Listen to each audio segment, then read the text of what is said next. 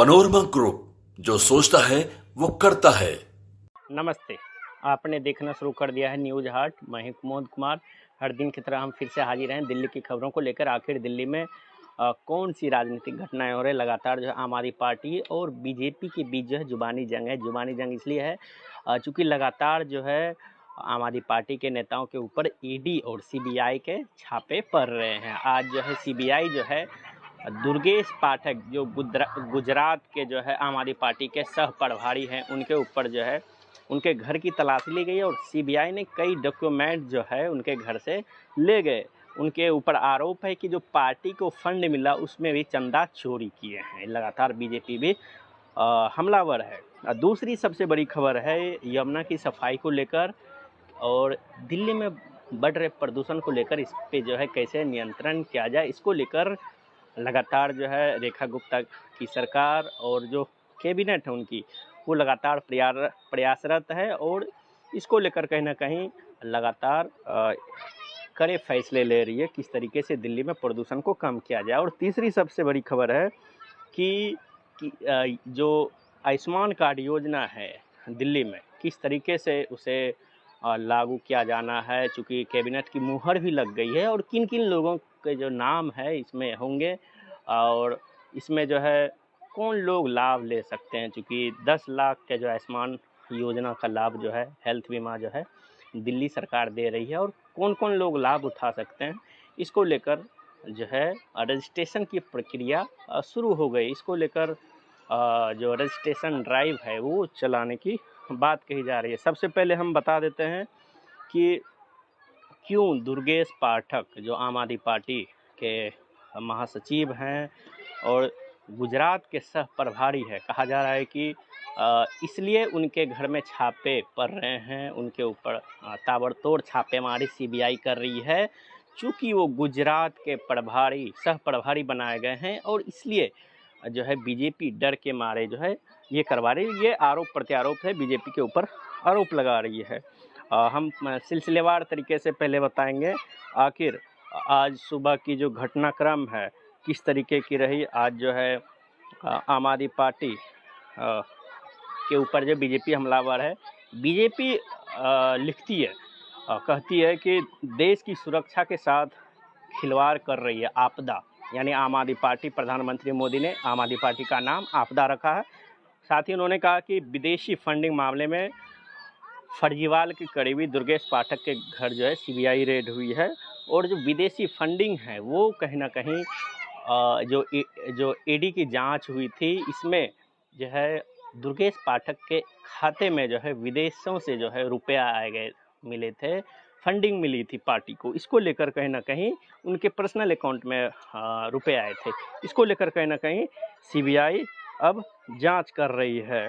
चूँकि लगातार जो है जिस तरीके से सीबीआई को तोता कहा जा रहा है, अलग अलग विपक्षी पार्टियां अलग अलग नाम दे रहे हैं। इसको लेकर जो है दिल्ली बीजेपी अध्यक्ष वीरेंद्र सचदेवा कह रहे हैं कि अरविंद केजरीवाल की पार्टी अजीब है।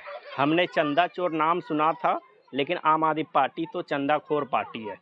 दुर्गेश पाठक ने अपनी पार्टी का चंदा जो है खाने का काम किया। अगर जांच एजेंसी अपना काम कर रही है तो इसमें इनको क्या परेशानी है।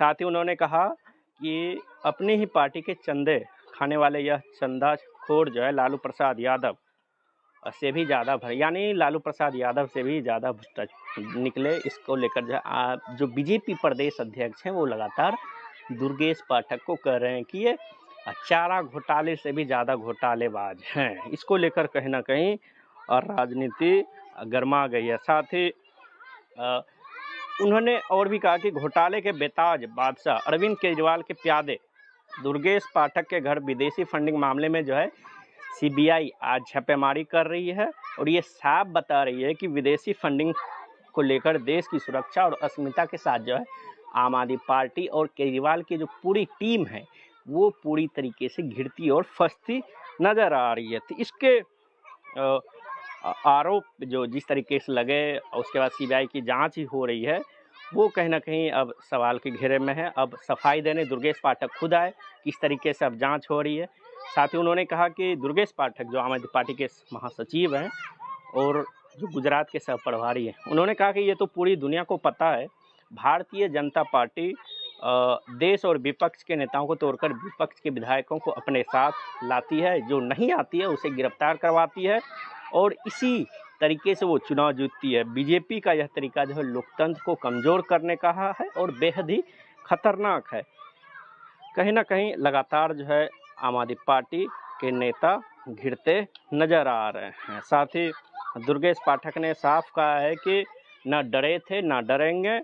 आम आदमी पार्टी के नेतृत्व ने मुझे गुजरात का सह प्रभारी बनाया और मुझे ऐसा लगता है कि गुजरात में हमारी बढ़ती ताकत को देखते हुए मुझे डराने के लिए ऐसा कर रहे हैं। साथ ही उन्होंने कहा कि पिछली बार जब गुजरात की जनता ने हमें खूब सारा ढेर सारा प्यार दिया था तो अरविंद केजरीवाल जी और मनीष सिसोदिया जी और जो तमाम नेताओं को जो है गिरफ्तार कर लिया।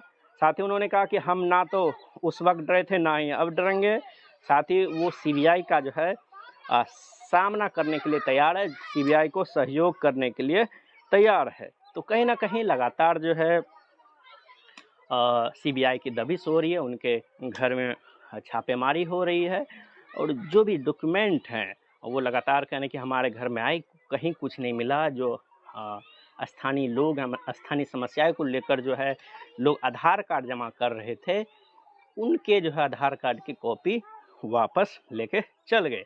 आज दिन भर जो है सिलसिलेवार जो है किस तरीके से हुआ, क्योंकि सीबीआई ने जो है एफआईआर में 155 लोगों के नाम और 55 पासपोर्ट नंबरों का जो इस्तेमाल कर 404 बार जो है पार्टी को कुल 1.02 यानी 1 करोड़ 2 लाख का जो है डोनेशन दिया गया। इन डोनर्स ने एक ही पासपोर्ट नंबर का इस्तेमाल, जिससे फर्जीवाड़े का संदेह है। साथ ही आप नेता मनीष सिसोदिया इस पे जिस तरीके से सीबीआई की छापेमारी होती है, उन्होंने साफ कहा कि गुजरात चुनाव 2027 की जिम्मेदारी मिलते ही दुर्गेश पाठक के घर में जो है सीबीआई रेड हुई है। ये कोई इत्तेफाक नहीं है बल्कि भाजपा की साजिश है और बीजेपी जानती है कि गुजरात में सिर्फ और सिर्फ आप जो है इस बार 2027 में चुनौती दे सकता है बीजेपी को। इसको लेकर कहीं ना कहीं लगातार बयानबाजी हो रही है। साथ ही आतिशी मार लेना जो नेता विपक्ष हैं दिल्ली विधानसभा में, उनका भी बयान आता है कि आम आदमी पार्टी ने जैसे ही गुजरात चुनाव में तैयारी शुरू की, गुजरात के सह प्रभारी दुर्गेश पाठक को जो है परेशान करने की बात सामने आ रही है और सीबीआई लगातार परेशान कर रही है। इसको लेकर कहीं ना कहीं लगातार आम आदमी पार्टी के नेता जो है बयान दे रहे हैं। सौरभ भारद्वाज भी यही बयान दे रहे हैं कि पिछले चुनाव की वजह से जो भाजपा केंद्र सरकार ने आम आदमी पार्टी के नेताओं को गिरफ्तार करना शुरू किया था, दुर्गेश पाठक को गुजरात की जिम्मेदारी मिली तो सीबीआई उनके घर पहुंच गई। संजय सिंह का ये बयान आता है कि सीबीआई जो है अब गंदा खेल करना शुरू कर दिया। चूँकि गुजरात चुनाव के लिए जो है गोपाल राय को प्रभारी और सह प्रभारी जो है दुर्गेश पाठक को बनाया गया। इसको लेकर कहीं ना कहीं कहा जा रहा है कि 2027 के जो चुनाव होने हैं उसको लेकर जो सीबीआई है, ईडी है, परेशान कर रही है। 2 दिन पहले ही जो कुलवंत सिंह है आम आदमी पार्टी के, उनके यहाँ जो ईडी का छापा पड़ा था। मोहाली से आम आदमी पार्टी के विधायक जो है कुलवंत सिंह के घर 15 अप्रैल को ईडी की टीम ने छापेमारी की और ईडी की टीम उनके आवास से जो है उनके जुड़े विभिन्न ठिकानों की तलाशी ली और ईडी की जो दिल्ली यूनिट है स्थानीय पुलिस के साथ सुबह मोहाली में जनता लैंड प्रोमोटर्स इलाके के जो है सिंह के आलिशान घर पहुंची और वहां जो है छापेमारी शुरू कर दी। क्योंकि जिस तरीके से आपने देखा होगा कि 2025 के जो है दिल्ली विधानसभा चुनाव हुए थे, उसमें जो है बीजेपी को 48 सीटें मिली थी और वोट शेयर जो है 47% थे और आम आदमी पार्टी के 44 के करीब थे। तो कहीं ना कहीं दिल्ली चुनाव में जिस तरीके से आम आदमी पार्टी की हार हुई है, वो लगातार तैयारियां कर रहे हैं। इसको लेकर कहीं ना कहीं लगातार अब राजनीति गर्म हो रही है और कहीं ना कहीं लगातार विपक्षी नेता कह रहे हैं कि जिस तरीके से कांग्रेस का अधिवेशन हुआ उसके बाद से सोनिया गांधी और राहुल गांधी को भी जो है ईडी का सामना करना पड़ रहा है। दूसरी तरफ जो है आम आदमी पार्टी के चुनाव प्रभारी बनाए गए दुर्गेश पाठक को भी चुनाव के मद्देनज़र ही परेशान किया जा रहा है। इसको लेकर कहीं ना कहीं अब राजनीति गर्मा गई है। चूँकि विदेशी फंडिंग मामले में जो है दुर्गेश पाठक अब घिरते नज़र आ रहे हैं। और दूसरी सबसे बड़ी खबर है कि किस तरीके से अब दिल्ली में जो है दिल्लीवासी को जो है हेल्थ कार्ड बनाने की बात की गई है, क्योंकि दिल्ली में हर साल जो हर 70 साल पार जो 70 साल से जो आयु के लोग हैं उनको जो है अप्रैल के अंत तक जो है आयुष्मान कार्ड जो है लाभ मिलना शुरू हो जाएगा। चूँकि आयुष्मान कार्ड जो है दिल्ली वासियों को जो है मिलना 5 लाख जो है 70 साल नीचे वाले को मिलेगा, और जो 5 लाख जो है 70 साल प्लस वाले को मिलेगा। चूँकि इसी बीच रेखा गुप्ता सरकार ने ऐलान भी किया है कि दिल्ली में जो है 1139 जो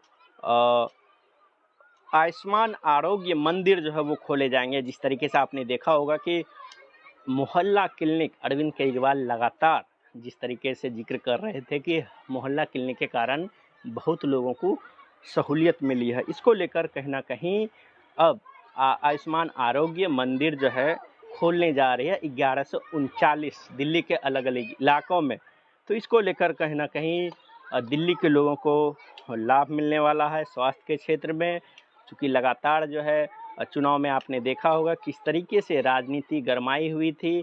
कहा जा रहा था कि जब बीजेपी की सरकार आएगी तो फिर से जो है आयुष्मान योजना लागू करेंगे, लेकिन अरविंद केजरीवाल इसे फर्जी करार दे रहे थे और जो संजीवनी योजना है वो चुनाव मुद्दा में बना दिया था। और तीसरी सबसे बड़ी खबर है प्रदूषण और यमुना की सफाई को लेकर। जिस तरीके से आपने देखा होगा कि अक्टूबर, नवंबर, दिसंबर, जनवरी के महीने में लगातार जो है प्रदूषण का दंश जो है दिल्ली झेलती रहती है। इसको लेकर कहीं ना कहीं रेखा गुप्ता सरकार एक्शन मोड में नज़र आ रही है। आपने देखा होगा कि जैसे ही सरकार बनी कैबिनेट की बैठक बुलाई गई और अलग अलग जगहों पर जो सीवरेज ट्रीटमेंट प्लांट है वहाँ जो है रेखा गुप्ता खुद और जो उनके मंत्री के लोग हैं और खुद मंत्री विजिट कर रहे थे। साथ ही जो 27 जो सीवरेज ट्रीटमेंट प्लांट है जो यमुना में सीवरेज जाती है उनका दौरा किया और किस तरीके से ये सही से काम करे और जो गंदगी ना फैले इसको लेकर जो है कई दिशा निर्देश दिए गए हैं। 27 जगहों पे जो है DSPT जो है प्लांट DSTP जो है प्लांट लगाए जाएंगे। जो उन जगहों में जो है वाजिदपुर, ठकरान, मुंडका, नरेला, बवाना, अंदौजी, ताजपुर, खुर्द, कंजावाला, मांजरी, घेवरा गांव, जौनपुर, बिजवासन, सलाहपुर, पंजाब खोर, कुतुबगढ़, तिकारीक्रम, मोहम्मदपुर, माजरी, निजामपुर, जैती, बवाना समेत 27 जगहों पे जो है DSTP प्लांट लगाए जाएंगे। नरेला में जो है 148 करोड़ की लागत से जो है पहले ही मुख्यमंत्री ने कई ऐलान किए हैं। और साथ ही उन्होंने कहा कि इलेक्ट्रिक बसों के लिए चार्जिंग जो स्टेशन बहुत महत्वपूर्ण है, चूँकि प्रदूषण को कम करना है। ऐसे में चार्जिंग स्टेशन दिल्ली में खोलने बहुत महत्वपूर्ण है। उन्होंने ऐलान भी किया है कि इलेक्ट्रिक बसों के चार्जिंग सिस्टम को विकसित करने के लिए जो है 107 करोड़ रुपए से ऊपर जो है खर्च किए जाएंगे। BS जो राजधानी में जो बिजली सप्लाई करती है कंपनी, उनके साथ जो है सेक्टर 22 के द्वारका में क्लस्टर 1 डिपो को जो है डिपो 2 सेक्टर 22 द्वारका का ISBT और सेक्टर 8 में द्वारका के DTC डिपो में स्टेशन जो है सब स्टेशन और स्टेशन जो charging point electric charging point बनाए जाएंगे। इसको लेकर कहीं ना कहीं लगातार प्रयास किए जा रहे हैं। और साथ ही आपको ये भी बता दें कि किस तरीके से गर्मी में लोगों को निजात मिले, इसको लेकर भी काफ़ी काम करने की बात सामने आ रही है। तो आज के लिए बस इतना ही। तब तक देखते रहिए न्यूज़ 8। धन्यवाद।